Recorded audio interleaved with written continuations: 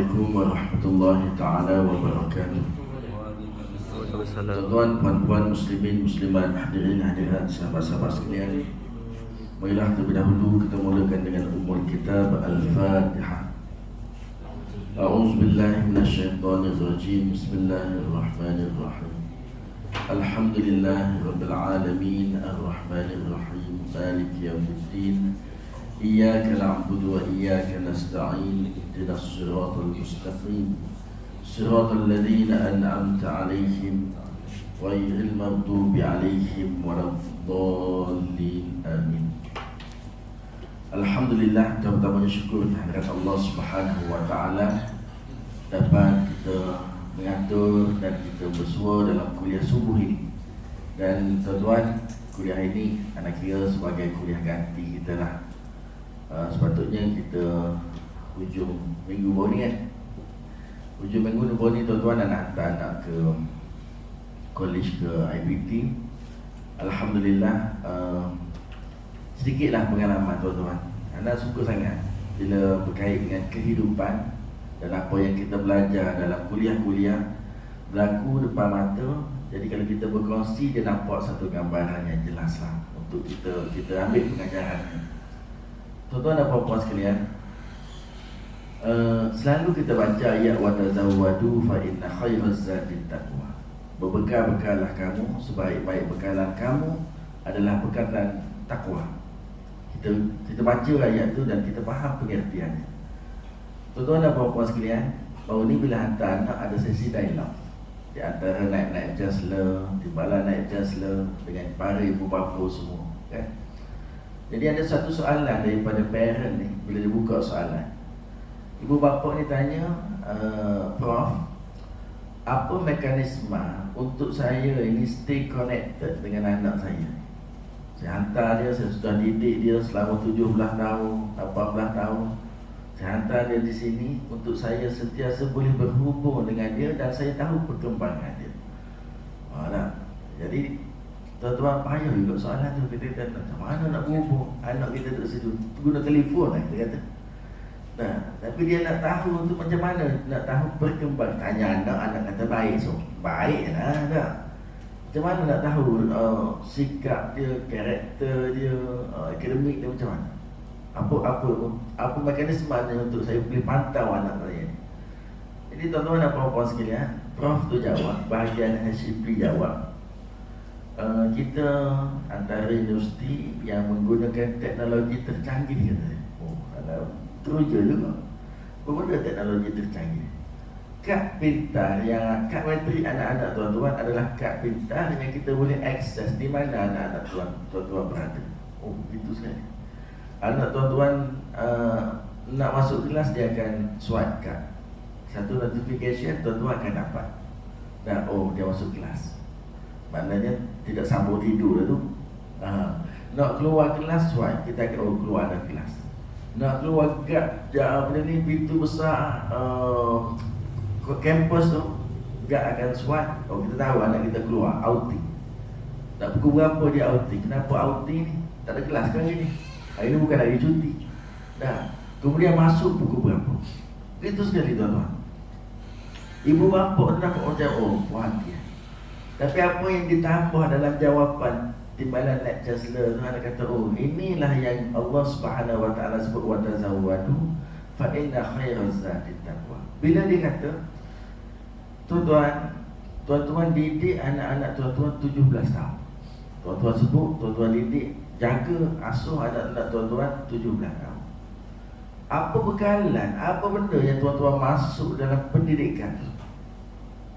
Pendidikan yang terbaik tuan-tuan adalah pendidikan takwa. Pendidikan takwa telah merupakan bekal untuk anak-anak tuan-tuan ditinggalkan di sini. Bukan pendidikan tuan-tuan mengajar ABC, alif bantal semata-mata. Kalau tuan-tuan letak anak tuan-tuan di mana sekalipun, kalau dalam hati dia ada Allah, tuan-tuan tak payah risau. Mana kata subhanallah, ni jawapan macam yang Afiq tuku palu tak kepala orang tu balik. Tak risau apa. Kita letak dalam hati kita ada Allah, ada takwa. Tuan-tuan letaklah di mana pun, anak-anak tuan-tuan tak perlu siapa-siapa jaga. Allah Subhanahu wa ta'ala akan menjaganya. Dia menjaga Allah, Allah jaga dia. Nah, intahfazullah yahfazuka. Apabila Allah Subhanahu wa ta'ala, kamu menjaga Allah, Allah akan menjaga kamu. Nah, kamu ada takwa dalam diri kamu, kamu ingat Allah, kamu tak akan risau di mana kamu berada. Allah Ta'ala menjaga keselamatan kamu. Kemudian bila kamu menjaga Allah, nah, kamu solat, kamu tak melupakan kewajipan-kewajipan kamu. Kamu tidak akan larut dalam suasana. Tidak ada seseorang pun yang akan boleh menjadikan kamu jahat, boleh menjadikan kamu teruk. Tidak. Sebab apa? Sebab kamu ada Allah. Lantas tuan-tuan, bila dia jawab gitu, itulah dalam pengajian kita, pegangan kita. Nabi SAW kata, perumpamaan orang yang hidup, perumpamaan orang yang berzikir pada Allah, mengingat Allah, dengan orang yang tidak berzikir mengingat Allah, seumpama benda mati dengan benda hidup. Nabi sebut begitu. Tuan-tuan tengok, kalau ikan tu mati, kalau ikan tu mati, dia duduk dalam air masing, dia hidup, dia tidak akan dipengaruhi oleh persekitaran luar. Ikan ni jadi masing, dia jadi masing ke jadi masam ke jadi pedas tu. Dia boleh larut dengan suasana sekeliling dia bila dia mati. Bila mati, letak je ke darat, isteri kita letak garam, masing dia. Isteri kita letak sos, jadi masuk pedas dia, masuk 3 rasa dia. Bila dia jadi macam tu, bila dia mati. Kalau masa dia hidup, dia duduklah dalam air payau, ikan dia tak akan terasa payau. Dia duduk dalam air masing, isi ikan tu tidak akan terasa masing.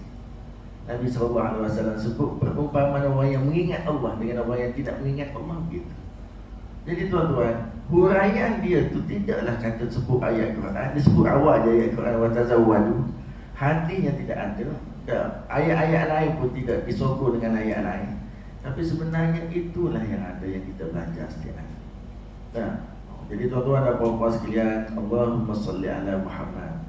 Kita letaklah diri kita di mana saja tuan-tuan. Kalau kita ada zikir pada Allah Subhanahu wa ta'ala, kita ada takwa, kita tidak akan rosak dengan suasana. Baik, tuan-tuan dan puan-puan sekalian, hari ini Maulidur Rasul, dan kita pun nak baca kitab Sirah Ar-Rahiqul Maktum karangan Syekh Safiur Rahman Al-Mubarakfuri. Kita ini disuruh untuk mengingat Allah, sebab mengingat Allah dan mengingat Rasulullah sallallahu alaihi wasallam setiap hari. Mengingat Allah melalui zikir. Zikir-zikir ni tuan-tuan, Allah Subhanahu wa ta'ala sebut zikir. Nah, fazkurullaha qiyaman wa qu'udan wa ala junubikum. Ingatlah Allah, dan berzikirlah, ingatlah Allah waktu kamu berdiri, qiyaman, wa qu'udan, waktu kamu duduk, waktu wa ala junubikum, waktu kamu berbaring. Manusia di mana ada lagi keadaan yang dia tidak berada dalam keadaan 3 keadaan ini? Mana ada? Kita ni kalau tidak duduk, kejap lagi kita berdiri. Balik rumah, kita letih, kita baring. Nah, lepas tu bangun pun nak duduk, berdiri, berjalan pun nak. Itu keadaan kehidupan kita. Tapi Allah Ta'ala kata fazkurullaha qiyaman wa qu'udan wa ala junubikum. Kata hubung tu waw. Waw tu maknanya dan. Allah Ta'ala tidak guna au atau. Ingatlah Allah dalam keadaan kamu berdiri, atau kamu duduk, atau kamu baring. Tidak. Allah Ta'ala gunakan waw. Waw ni maknanya semua sekali dalam semua keadaan itu kamu kena mengingat Allah. Tuan-tuan dan puan-puan sekalian, maknanya dalam kehidupan kita sehari-hari kena ingat Allah. Dan satu lagi, Allah Subhanahu wa ta'ala kata kena ingat Rasul. Nah, innallaha wa malaikatahu yusalluna 'alan nabi. Ya ayyuhalladzina amanu sallu 'alaihi wa sallimu taslima.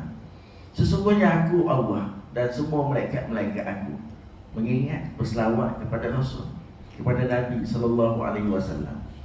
Wahai orang-orang yang beriman, kalau kamu betul-betul beriman, berselawatlah kepada Rasulullah. Tuan-tuan dan puan-puan sekalian, dulu cara penghormatan kepada setiap Nabi dia berbeza-beza. Nabi Adam alaihi salam menghormati, sebagai menghormati Nabi Adam, dia suruh sujud. Sujud tu bukan disuruh kita menghambakan diri pada Nabi Adam, tidak. Semua malaikat-malaikat dia suruh sujud kepada Nabi Adam tanda hormat. Dan semua malaikat sujud. Fasajadu illa iblis. Iblis tak sujud. Dan sebab apa? Sebab dia rasa dia lebih hebat daripada Adam. Khalaqtani min nar wa khalaqtahu min tin. Kamu jadikan aku daripada api, kamu jadikan dia Adam daripada tanah. Sudah tentu api kata dia lebih baik daripada tanah. Tak apalah, ikut logik, memang tak logik lah hujah iblis tu. Mana boleh api lebih baik daripada tanah? Kita hari ni orang bagi pada kita, nak tanah ke nak api? Nak tanah ke nak api? Mana kita nak? Buat apa api? Nak tonggah ke, nak minyak ke, nak tanah? Kita kata nak tanah lah, ada nilai. Berapa ekar? Suku ekar, setengah ekar. Nah, daripada kita nak tonggeng, nak api, nak minyak, kita nak tanah. Tanah sifatnya subur, menumbuhkan. Api sifatnya membakar dan merosakkan. Api habis, tanah takkan habis. Tapi hujah iblis tu dia tak ada hujah dia. Aku tak nak sujud pada Adam. Benda yang sama Allah Ta'ala suruh kepada kita hari ini sebagai syukur dan hormat kepada Rasulullah sallallahu alaihi wasallam. Allah Ta'ala kata, aku, semua malaikat aku selawat kepada Nabi Muhammad. Kamu kena selawat. Esok Allah Subhanahu wa Ta'ala akan tanya. Dia akan tanya kita, kalau kamu beriman, ya, kamu selawat kepada Nabi kamu. Soalan yang akan ditanya seperti soalan yang sudah ditanya kepada iblis. Ya iblis, kenapa kamu tak sujud pada Adam? Semua malaikat-malaikat aku sujud pada Adam, kenapa kamu tak sujud? Iblis jawab, walaupun mengarut dia, walaupun dia berang dia kata aku daripada api, itu daripada tanah. Nah, dia ada jawapan dia. Esok kalau Allah Ta'ala kata, aku, Allah Ta'ala, malaikat-malaikat aku semua selawat kepada Nabi Muhammad. Kamu beriman, kenapa kamu tidak berselawat kepada Nabi kamu? Kita nak jawab apa, tuan-tuan? Ada jawapan? Nah, memang kalau kita tidak berselawat, tuan-tuan, Nabi SAW sebut celaka. Nah, melalui satu hadis, Nabi SAW nak naik tangga mimbar tu, malaikat Jibril datang beritahu kepada Rasulullah SAW 3 perkara. Yang pertama berkait dengan selawat.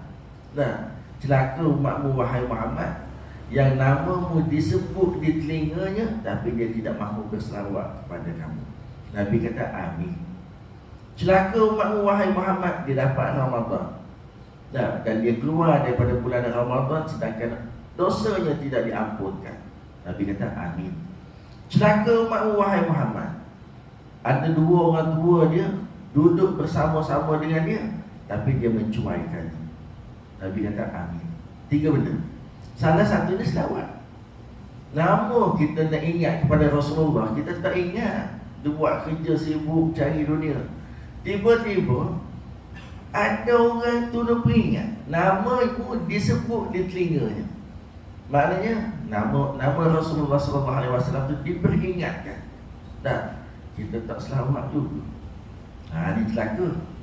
Nak ingat, kita nak mengingat sendiri, kita tak ingat. Orang tu nak peringat apa, kita malas nak selawat. Kadang-kadang member-member ni simbol dia Muhammad SAW. Nah, kita tengok. Nah, tak no. Contoh ada majlis-majlis apa dia ni, maulid, tak pergi. Tuan-tuan, nak selawat pun tidak, nak mengaji pasal Rasulullah pun tidak, duduk dalam majlis mengingat Rasulullah SAW pun tidak. Jadi tuan-tuan dan puan-puan sekalian, orang begini, kata Nabi SAW, aku aminkan doa daripada Jibril alaihissalam yang mendoakan penghulu segala malaikat, yang mengaminkan penghulu kepada segala nabi. Selamat lagi tak tuan-tuan? Doa apa tu? Doa celaka. Nabi SAW kata, kira-kira umat aku dan mendengar nama aku disebut tapi mulut dia tidak berselawat kepada aku. Satu hadis Nabi SAW kata, kira-kira Kenapa kedekut? Orang yang kedekut ni tuan-tuan, dia nak manfaat orang lain, tapi dia tu tidak mahu berkongsi apa yang dia ada. Itu kedekut. Dia ada, tapi yang dia punya, dia tak nak kongsi. Dia tidak nak memberi manfaat kepada orang. Bahkan yang orang tu pula dia nak. Naik kereta sekali, nah, kita pergi jalan jauh, macam orang kedekut, orang tak kedekut. Nah, ulama-ulama kita kata, pergilah kan, berjalan. Nah, jalan tu dalam satu perjalanan yang jauh, baru kamu kenal sahabat kamu ni macam mana. Katalah kita hari ni tuan-tuan pakai satu kereta, jom, gimana? Kita pergi Lipinan, cari makan ikan patin, koyak hari ni, cuti. Cepatlah tuan-tuan, 4-5 orang naik kereta. Sampai di tu, tuan punya kereta, driver, tuan punya kereta, bayar tu. Lepas tu, masuk isi minyak, tuan punya kereta, tuan minyak. Ini semua tuan-tuan, ulama-ulama kata perhatikan dalam satu perjalanan yang jauh. Syekh semayang belakang sikit je. Semayang belakang majlis ilmu je. Okey, good. Nah, ulama-ulama kata antara yang disebut dalam kitab Imam Ash-Shawkani, dia kata kenal kawan-kawan kamu dalam satu perjalanan yang jauh. Kalau dia tu hanya duduk dia mengharapkan manfaat orang, bahkan dia tidak memberi manfaat kepada orang lain, orang tu beripu. Tak apa salahnya, tak apa, saya bayar tu. Yang ni berkata tak apa, saya isi minyak. Apa salahnya? Nak naik kereta dia ada. Tapi dia fikir, mana bawa keluar kereta tu. Nanti petang ni hujan, pasang, kontor kereta. Habis minyak. Tu macam-macam alasan. Tapi nak pergi tak nak pergi. Kita nak pergi Keduri. Kalau orang duduk kat kapal-kapal nak pergi Keduri, tumpang kereta. Kereta awak ketemu. Kereta dia ada. Kedekut ni maknanya nak hak orang, hak dia tak nak. Dia tak nak kongsi. Itu orang kedekut. Kalau hak dia, hak dia berjimat, dia nak guna sikit-sikit. Hak orang dia tidak nak tomak, tu bukan kedekut. Orang tu bukan kedekut. Hak orang dia tak ambil kisah pun. Apalah, hak orang tak kacau pun. Hak dia ni, beras dapur dia ni, dia masak sikit. Anak ramai apa ikan, sekor je. Tapi tak minta kau orang. Itu bukan kedekut, itu cermat doa lalu. Jadi tuan-tuan dan puan-puan sekalian, ulama mendefinisikan kedekut tu hak orang dia nak, hak dia tak nak kongsi. Kita dengan Rasulullah sallallahu alaihi wasallam hari kiamat nanti, Nabi kata kedekut ni, nak bagi faham kedekut. Hari kiamat nanti, baki kita ni, tak ada orang lain tuan-tuan, kita nak tumpang syafaat Rasulullah yang ada. Tak ada orang lain. Siapa yang boleh beri syafaat pada kita? Yauma la yamliku malun wala banun illa man atallaha biqalbin salim. Hari kiamat Allah Taala kata harta benda, anak bina tak guna lagi. Hati kamu tu je yang guna, yang baik, yang selamat. Yauma yafirul mar'u min akhi. Hari kiamat kamu bangkit, saudara mara kamu lari daripada kamu. Wa ummihi wa abi, mak ayah kamu lari daripada kamu. Wa sahibatihi wa bani, saudara, sahabat-sahabat, anak-anak lari daripada kamu. Yang siapa yang tak lari? Rasulullah kata kepada Sayyidina Anas, aku tunggu mak aku 3 tempat. Umat aku tunggu pada 3 tempat. Bangkit hari kiamat, mula-mula Nabi SAW tunggu di telaga, di haud. Nabi kata minum air telaga tu tak akan haus lama-lama. Tamam. Kemudian tunggu lagi. Nabi tunggu di mana? Nabi tunggu di titian Sirat. Nak lepas ke tak lepas kita ni tuan-tuan? Nabi tunggu situ, nak beri syafaat. Kemudian Nabi tunggu yang ketiga di mizan. Aku tunggu kamu lagi di mizan. Tanda Nabi nak bagi syafaat. Tuan-tuan, kita perlu kepada syafaat tu. Nak syafaat Rasulullah. Hari ni nak selawat sallallahu alaihi wasallam. Allahumma salli ala Muhammad. Tuan-tuan, nak kata sekejap je selawat. Tuan-tuan dan puan-puan sekalian, Jumaat kita hari ini, kita hidup hari ini tuan-tuan dengan keberkatan masa kita sudah diambil oleh benda-benda lain.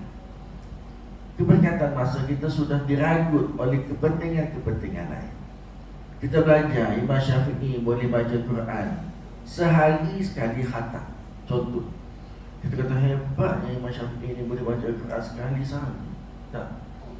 Tuan-tuan dan puan-puan sekalian, tuk-tuk kita dulu sehari 2 kali 2 juzuk. Sehari 2 juzuk, maknanya sebulan 2 kali khatam. Kita kata hebat tuk kita dulu, sehari 2 juzuk. Kita nak 2 lai pun payah. Tuan-tuan perhati orang dulu tuan-tuan, benda dia habis dengan apa? Benda dia habis dengan apa? Masa dia habis dengan Quran. Tak ada benda. Duk tunggu apa dia ni habis buat kerja, duk tunggu isteri masuk Quran. Kita nak tunggu isteri kita mengidang tu tuan-tuan, TV, handphone, sahabat. Kita nak orang dulu. Allahumma salli ala Muhammad. Jadi keberkatan masa 24 jam sama-sama, tapi kita banyak habis dengan benda-benda yang leka, benda-benda yang tak ada faedah.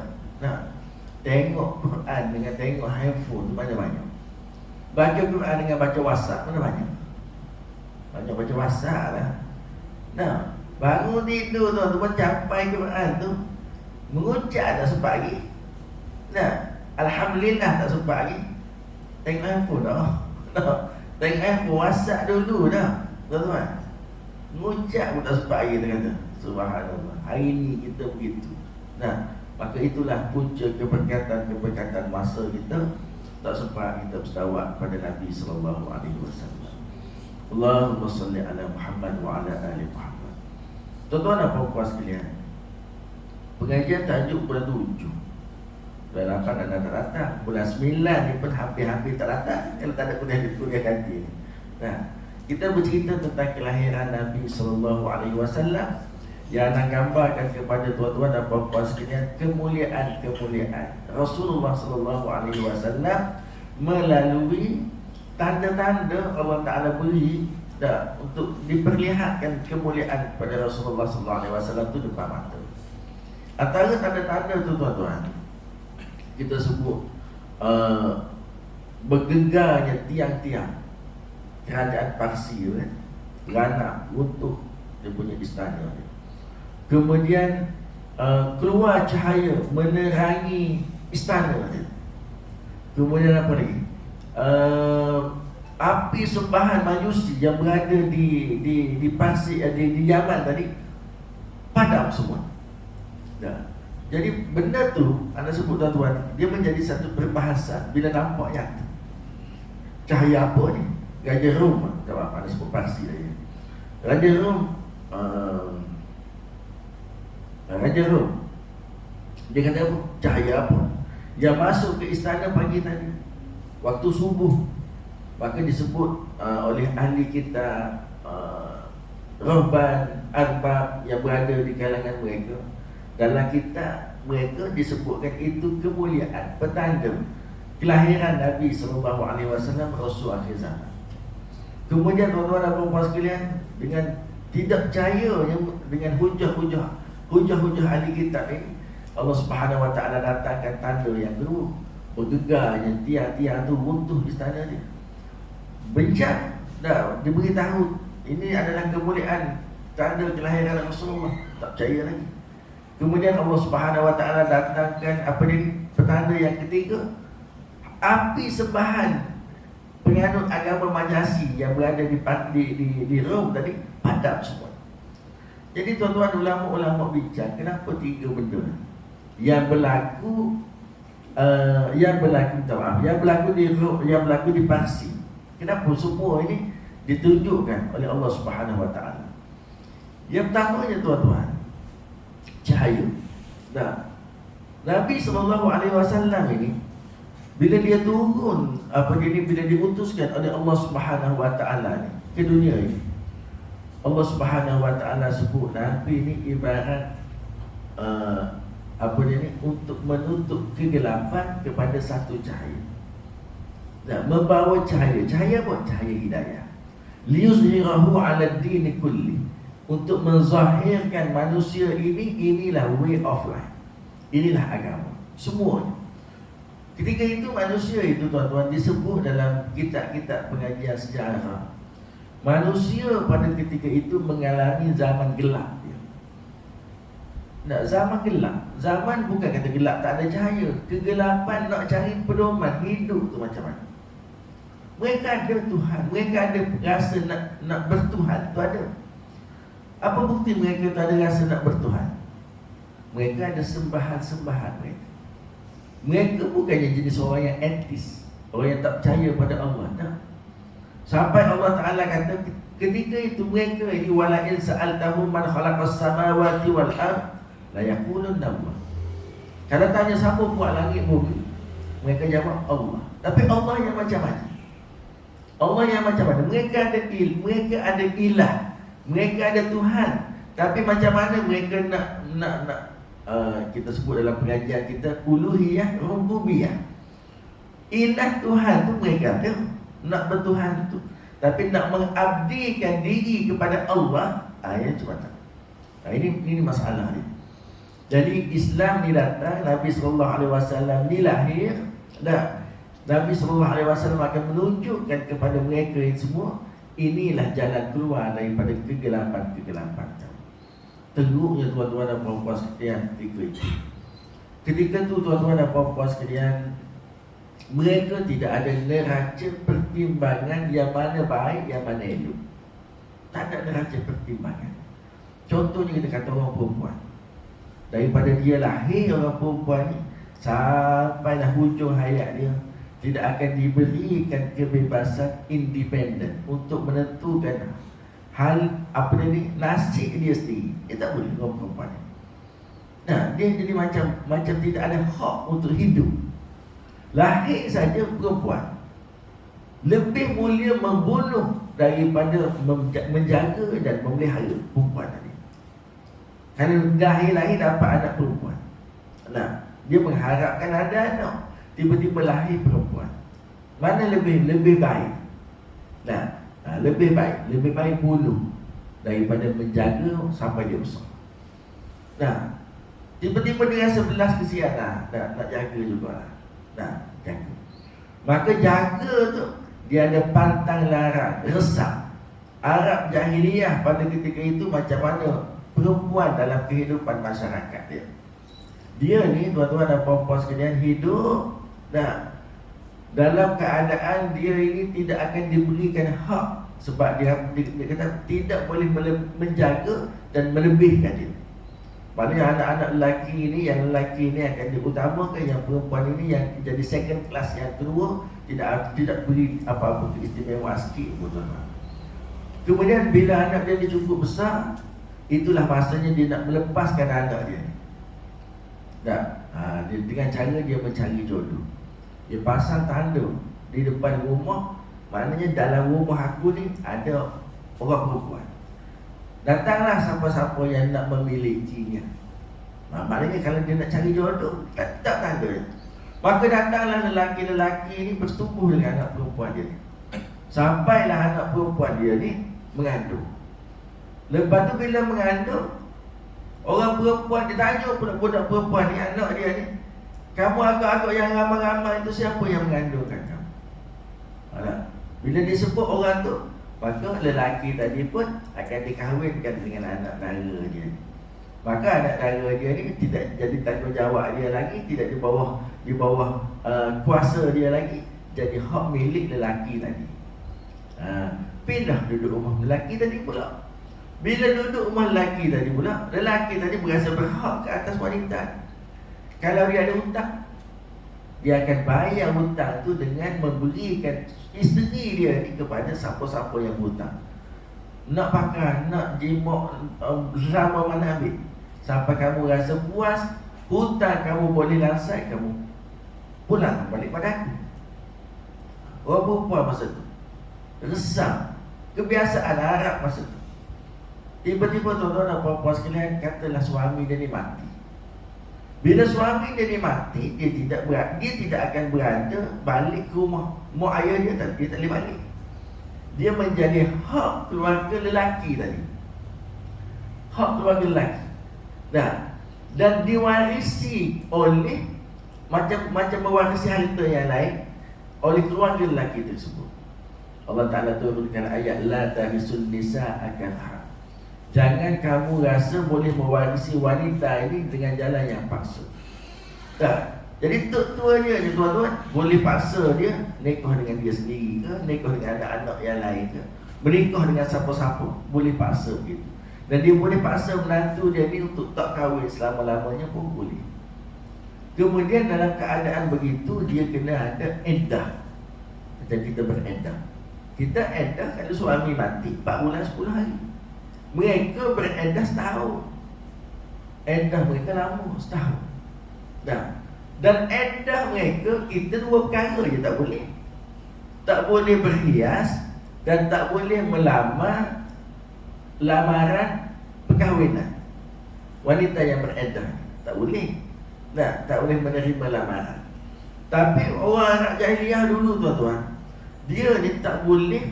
Dia mesti duduk di rumah suami dia, di penjuru pelosok yang paling jauh dalam rumah. Kalau kita duduk mana? Jualan store, duduk situ. Kita lah ni edah. Kadang-kadang boleh pergi keluar tamu, boleh pergi dapur, boleh lah kita bergerak dalam rumah suami kita tu. Dia tak boleh. Duduk situ dan jangan bergerak. Di pelosok yang paling jauh di rumahnya. Tidak boleh ditemani ataupun menerima tetamu. Tak boleh, duduk seorang. Tidak boleh tidak boleh memotong kuku, menyikat rambut, bersuci, mahupun terkena air. Setahun tak boleh potong kuku. Jadi apa orang tu tuan? Tak boleh sikat rambut, tak boleh bersuci, tak boleh kena air. Duduklah situ. Subhanallah. Tuan-tuan dan puan-puan sekalian, begitu dia nak buat orang perempuan tu jadi hina. Kemudian bila habis tempoh setahun tu, dia pun naklah melepaskan iddah dia tadi. Dia kena keluar, menonjolkan diri di khalayak ramai dengan keadaan rupanya yang paling buruk tu. Kena tunjuk ke orang dulu. Ni aku dah keluar daripada iddah aku. Orang pun tengok hina, buruk teruk yang muka kau. Tak habis lagi. Ingatkan habis lah. Tak ingatkan boleh mandi apa semua dah, tak lagi. Dia menunggu anjing-anjing pemangsa, lalu dicampakkan makanan ataupun binatang yang akan dimakan oleh anjing tadi. Menggambarkan itulah hinanya dia. Nak dibebaskan pun dibebaskan dengan anjing sahaja. Allahumma salli ala Muhammad. Nak lagi lah. Begitu teruknya. Apa yang mengubah nasib wanita ini? Agama tuan-tuan, agama Islam, Quran, hadis sunnah Nabi SAW. Jadi orang perempuan ni tuan-tuan, dengan keadaan dia begitu sekali diangkat dalam agama hari ini, tiba-tiba tak nak pegang agama Islam, tak nak mengaji agama, tuan-tuan, tak kenal Nabi, kita kata. Yang ni tuan-tuan dan puan-puan sekalian, summa latus'alunna yawma idzin 'anil nar. Hari kiamat nanti Allah Ta'ala tanya, nak jawab apa perempuan-perempuan ni tuan-tuan. Bebasnya, seolah-olah dia kata inilah kebebasan hak asasi manusia. Nak buat apa pun buatlah. Bebas sebebas-bebasnya. Akhirnya tuan-tuan menjatuhkan maruah dia sendiri, yang suatu masa dulu sudah diangkat oleh Nabi SAW. Tuan-tuan dan puan-puan sekalian, jadi Nabi itu datang membawa cahaya. Fungsinya tuan-tuan untuk membuka balik manusia ini dengan cahaya-cahaya dalam kehidupan ini. Tuan-tuan dan puan-puan sekalian, zikir tadi tuan-tuan, Nabi SAW sebut menghidupkan. Zikir itu saja Nabi kata umpamanya menghidupkan. Nabi SAW sebut, Allah Subhanahu Wa Taala sebut dalam ayat lain, ya ayyuhalladzina amanu zkurullaha zikran katsiran Wahai orang-orang yang beriman, berzikirlah kamu dengan zikir yang banyak. Sambungannya, lima yuhyikum. Dan kenapa? Kerana zikir ini nanti akan menghidupkan kamu. Tengok agama. Nah, dia bukan nak mematikan, tapi dia nak menghidupkan. Mengingat Allah menghidupkan. Berhukum dengan hukum Allah menghidupkan. Apa ni? Walakum fil qisasi hayatun ya ulil albab.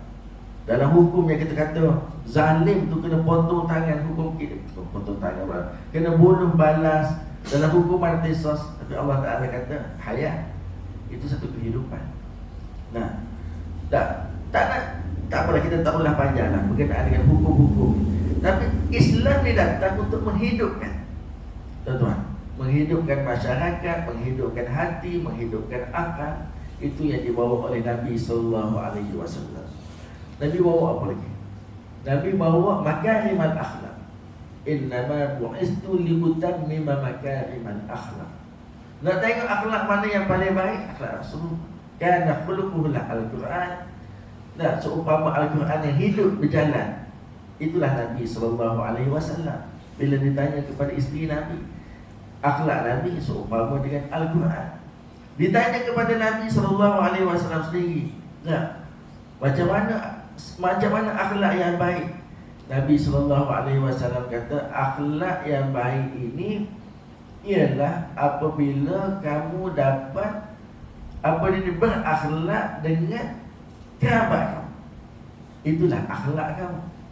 Nah, akhlak kita ni tuan-tuan, kadang-kadang kita ini, karakter kita ni berbagai-bagai. Ada orang ni karakter dia pejabat lain, karakter dia pandang bola lain, dengan kawan-kawan ngeteh lain, balik di rumah jadi lain. Ada? Nah, 4 karakter dalam diri dia. Nah, dengan kawan-kawan pemurah, nah, dermawan. Oh, tak apa, saya bayar. Oh, dengan kawan-kawan. Nah, di pejabat tegas. Nah, di pandang bola pandai hebat. Nah, ada karakter dia. Di rumah macam singa. Nabi sallallahu alaihi wasallam kata karakter-karakter lain itu nak menentukan akhlak kamu, tengok yang mana? Tengok yang di rumah tu. Macam mana dia itu bergaul, bermuamalah dengan ahli bait, dengan keluarga dia. Itulah ahlihi, Nabi sallallahu alaihi wasallam sebut. Dengan ahlinya, dengan keluarganya. Itulah akhlak. Jadi hari ini tuan-tuan dan puan-puan sekalian, akhlak kita macam mana? Tengok akhlak Nabi dengan ahli bait, dengan keluarga dia macam mana?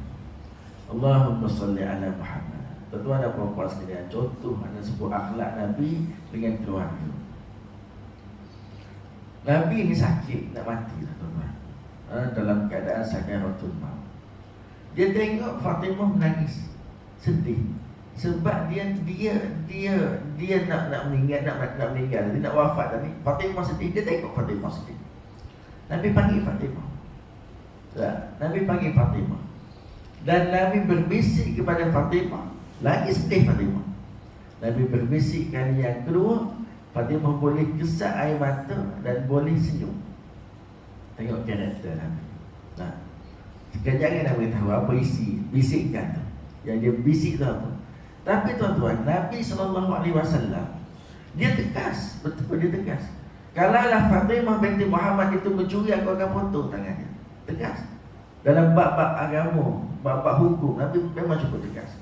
Tapi Nabi dengan anak-anak, dia ada rasa tersentuh, jiwa lembut seorang ayah. Hari ini semua ayah lah cerita pasal ayah. Jiwa lembut seorang ayah, dia pendidikan, dia tegas. Tapi dalam ketegasan itu, macam mana lembutnya jiwa seorang ayah. Tuan-tuan dan puan-puan sekalian, bila tengok Fatimah ni menangis, Nabi dalam keadaan sakit tu cuba memujuk aku, kata Fatimah. Nabi cuba memujuk aku, nak menahan kesedihan aku. Itulah Rasulullah SAW.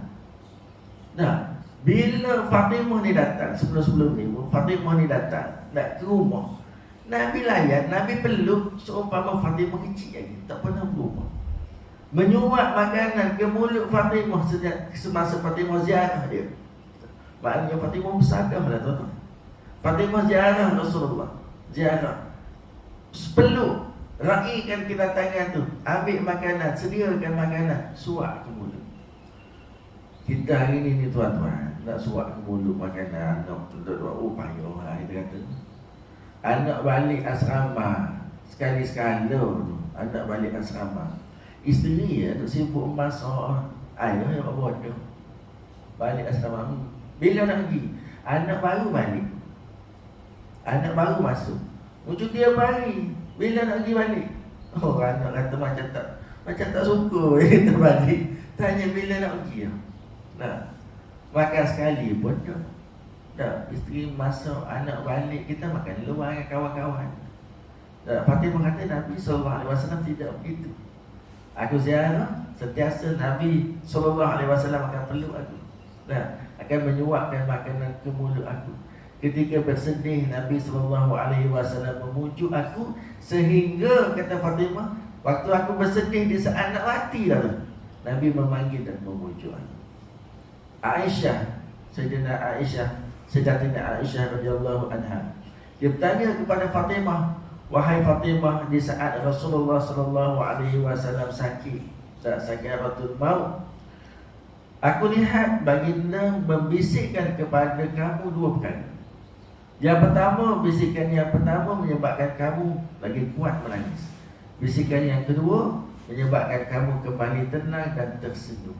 Apakah itu wahai Fatimah? Nah, apa benda yang dibisikkan tu? Lalu Fatimah kata, bisikan yang pertama adalah Nabi SAW berkata kepada aku, telah datang masanya untuk aku menemui Allah. Memang nak mati sungguh. Telah datang masanya untuk aku menemui Allah. Lalu aku sedih dan lagi kuat menangis. Bisikan yang kedua menyebabkan aku kembali tenang dan tersenyum. Dia kata apa? Kamulah wahai Fatimah, ahli bait yang pertama yang akan mengiringiku selepas kematian. Maknanya apa tuan-tuan? Tak payah sedihlah, kita pisah sekejap. Nanti lepas aku mati, mu pula mati. Yang pertama sekali akan mati selepas aku, kamulah. Dia boleh kesal air mata tersenyum. Maknanya perpisahan dia dengan ayah dia sekejap. Betul tuan-tuan. Rasulullah meninggal sebulan, lepas tu Sayyidatina Fatimah pun meninggal. Ahli bait yang pertama. Dia dengan keyakinan tu, dia boleh bersama-sama dengan ayah dia semula, dengan Nabi SAW semula di alam barzah, menyambung kehidupan dia di alam barzah. Kita kalau mak kita nak mati, dia kata gitu kita kan. Lepas mak mati, nanti mu mati dulu. Kita kata merepek orang tua ni. Merancau semua nak mati-mati je lah. Kita tak siap mati lagi. Kita gitu tuan-tuan. Fatimah dia boleh senyum. Dia kata apa? Selepas daripada kematian Rasulullah, akulah yang pertama yang akan mengiringinya. Dia keyakinan dia tu dengan apa yang ada selepas daripada kematian, kehidupan selepas mati, yakin dia. Ditanya kepada Rasulullah SAW, sebelum tu, wahai Rasul, boleh tak kita ini mengharapkan sesuatu selepas kepada kematian ini? Maknanya kalau kita nak mati tu, aku ni akan mati, malaikat maut akan datang kepada aku, melayan aku dengan cara yang paling baik. Ruh aku dibawa pada Allah Ta'ala, menemui Allah, diletakkan di Ailiyin. Nanti kubur aku diluaskan. Maksudnya soalan sahabat ni begitu. Boleh tak kita mengharapkan sesuatu selepas daripada kematian? Maknanya mengharapkan nikmat yang begitu. Lalu Nabi SAW kata, kalau kamu berharap pada Allah, mintalah pada Allah syurga Firdaus yang tertinggi. Boleh tuan-tuan. Itu yang ada dalam diri Fatimah. Dia bukan kata takut mati, tapi dia harap, macam dia confirm, lepas aku mati aku akan bersama dengan ayah aku. Aku orang yang pertama. Bangga dia jadi orang yang pertama duduk dengan roh Nabi SAW di alam barzah. Allahumma salli ala Muhammad wa ala ali Muhammad. Jadi tuan-tuan dan puan-puan sekalian, akhlak yang kita sebut uswah. Apa ni, laqad kana lakum fi Rasulillahi uswatun hasanah. Uswah ni ikutan yang baik. Yang Nabi buat, Nabi tunjukkan pada kita, itulah yang kita buat. Kita sebut huwallazi arsala rasulahu bil huda. Nabi ni datang bawa petunjuk. Nah, wa dinil haq, bawa agama. Liyuzhirahu ala dini kulli, untuk mensyarahkan, menunjukkan agama tu pada kita. Macam mana kehidupan beragama. Kita bukan dapat buku, kita bukan dapat Quran saja tuan-tuan, tapi kita dapat penjelasan Al-Quran itu melalui Nabi SAW. Tuan-tuan dan puan-puan sekalian, anak-anak, maknanya anak ni tuan-tuan macam cubit sikit-sikit lah. Anda kita letakkan di hadapan kita. Perkara yang kita lihat Nabi SAW, tuan-tuan, bila ditanya kepada nama apa? Syekh Fathi Yakan yang menulis kitab Maza Ya'ni Intimadul Islam, apa artinya saya masuk agama Islam.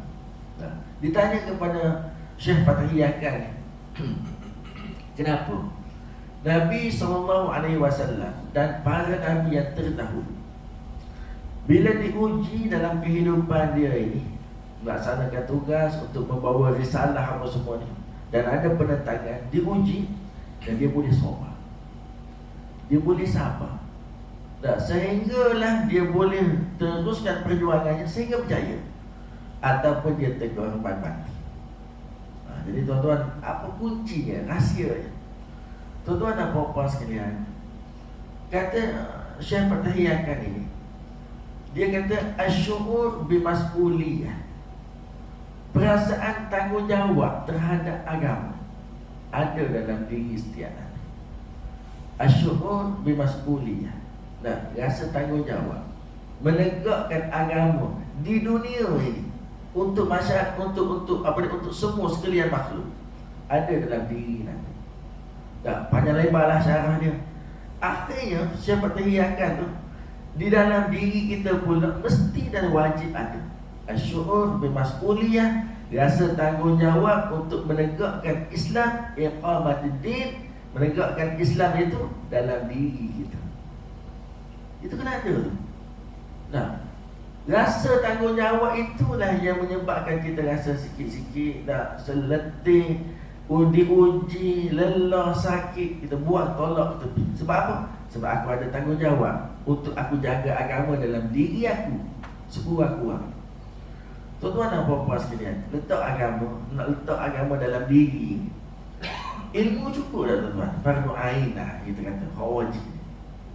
Tak cukup, letih sikit tak apa tuan-tuan, pergi cari mengaji. Tuan-tuan nak baca Quran, tak tahu lagi hukum hakam, tajwid apa semua, mengaji, pergi cari guru. Sakit sikit tak apa. Dan sebab apa? Sebab dia adalah satu kewajipan dalam diri kita untuk kita letakkan agama dalam diri kita. Tuan-tuan, ada satu ustaz tu, pengerusi apa dia ni, yang pengurusan jenazah Malaysia, apa nama dia, lupa. Dia ada ceramah dah, cerita pengalaman dia ini dalam pengurusan jenazah.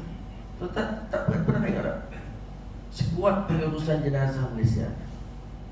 Dia ni tuan-tuan ada ambulans sendiri, dah ada aset-aset, dan dia pergi ke apa dia ni, kalau mana-mana memerlukan khidmat dia percuma.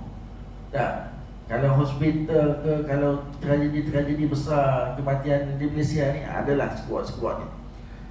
Dia kata pengalaman dia ustaz, dia cerita dalam ceramah, dan cerita balik kepada anak-anak ada dalam majlis tu. Dia kata satu liang lahat, kawan-kawan dia ni gali, terkena liang yang sebelah tu berbau harum. Lalu ustaz-ustaz laku, dia kata kalau yang berbau harum, kubur yang bau harum ni ahli Quran. Tak apalah tuan-tuan dan puan-puan sekalian, akhirnya mereka nak cari siapa waris yang ada, sebab kubur tu kubur baru. Pergi kampung tu, jumpa dengan isteri kepada arwah tu. berceritalah, alhamdulillah suami puan ni Allah Subhanahu Wa Taala beri petanda kemuliaan. Kami baru sahaja maknanya tersalah tembuk kubur dia tadi, dan kubur dia berbau harum. Petanda dia ni ahli Quran. Jelas sekadar mengucapkan tahniah apa semua, takziah dan tahniah adanya ahli suami yang macam tu, orang yang terima oleh Allah Subhanahu Wa Taala. Tuan-tuan dan puan-puan sekalian, isteri dia ni masuk ke dalam bilik, keluarkan Quran. Keluarkan Quran. Inilah Quran arwah, kata dia. Buruk dah Quran tu, dan getah dia jadi kembang. Macam getah tu kita pegang air tangan kita basah. Dia tidak cantik lah. Dia Quran, buku ni tuan-tuan. Ni tuan-tuan nampak dah. Tuan-tuan nampak ada 2 tun. Nampak tak tuan-tuan? Ni kolor ni biasalah. Hak tun kotor tu maknanya banyak sikit kita belek. Gitulah. Nah, maknanya Quran ni kalau lah buku-buku kita cam lah, baca ke tak baca, gitu. Dia kita nampak lah, dia kata, oh nampak, baca semua Ustaz. Namanya Quran dia tu Quran yang selalu guna, dan kertas dia, tulisan dia tu jadi kembang-kembang. Tidaklah Quran tu cantik tak? Ni Quran arwah, dia kata. Ustaz, kalau Ustaz nak tahu, suami saya tak pandai baca Quran. Terkejut Ustaz. Kalau Ustaz kata suami saya ni ahli Quran, bang kubur dia bau harum, itu Quran dia, dan dia ni sebenarnya tak pandai baca Quran. Itu. Lepas ni dia ada Quran ni macam kena guna banyak kali baca. Ya Ustaz, dia tak pandai baca Quran, tapi Quran itu dipegang habis panjang malam. Dipegang, tidur tu dengan wuduk, tidur dalam keadaan nak baca Quran, menangis tiap malam kerana dia tak boleh baca Quran. Pergi ikhtiar, pergi cari guru. Nah, Allah Ta'ala seolah-olah cabut ilmu Quran tu daripada dia. Abata sampai jahat tak ingat balik. Nah, saya ni yang tahu baca Quran, kita berputus asa nak mengajar dia Quran. Dia tergagap-gagap pegang Quran tu, menangis tiap malam kerana dia tak boleh baca Quran. Itu dia. Yang Ustaz kata dia kubur dia bau harum, itulah dia orang.